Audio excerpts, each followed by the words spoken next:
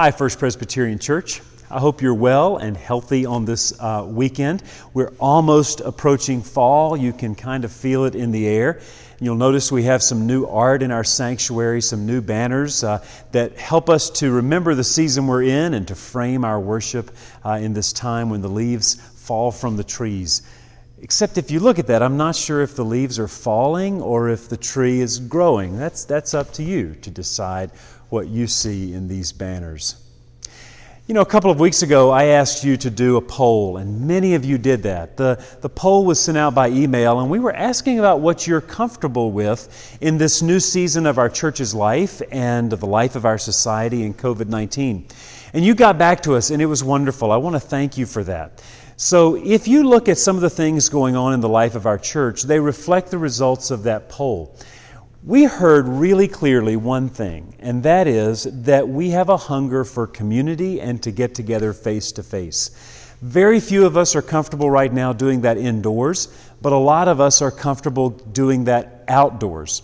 So what we're working on as pastors and staff is creating some opportunities to get us together as a congregation in small groups outdoors. We don't have a long time to do this. We've only got a couple of months while the weather cooperates before it gets chilly and dark early.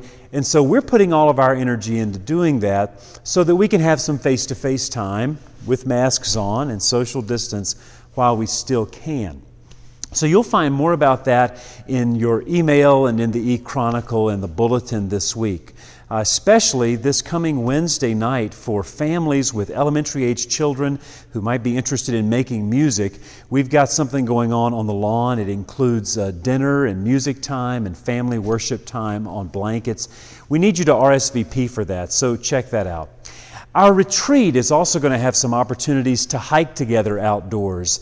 And there's more information on our website about the retreat. I hope you'll look for that as well. We've got some small groups coming up and some other things we'd like for you to check out. Community is really important. It's part of how we stay connected to one another in our lives and in our faith. It's how we know how to pray for each other and how to support each other. And for September and October and part of November, we have a chance to really connect. So I hope you'll take advantage of that. On Sunday, we're going to have a live faith formation class that's around creation care. Cam Murkison and I are going to teach that. And we're going to draw together scripture and theology and some research about how we care for our environment and COVID-19 and what COVID-19 is teaching us about how we can better care for the environment. That link will be in your email. It's 9:45 a.m. on Sunday, a live class. You know, Presbyterian Disaster Assistance touches places like California that's experiencing wildfires, and they're really coming face to face with climate change on the West Coast right now. Presbyterian Disaster Assistance responds to situations like that and communities that have been impacted, whether it's wildfires on the West Coast or Hurricane Laura in the center of our country. PDA is on the ground, and you can contribute to their work. So there's a link to that in your e-Chronicle. You can go to PDA's website, Presbyterian Disaster Assistance, and find out where they're working all around the world. That's a way that we can serve and give and be a part of what's going on to help those who are suffering from disasters in our world.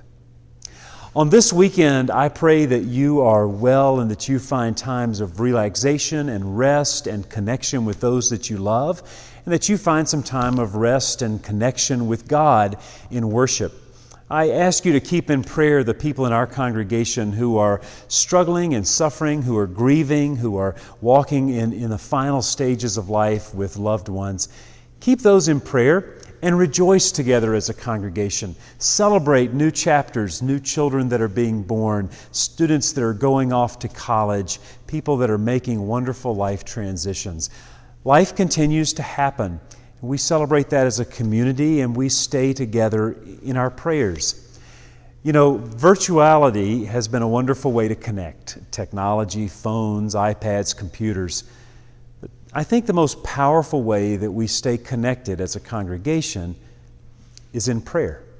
The power of the Spirit connects us one to each other, and the power of the Spirit connects us to God and to people around the world.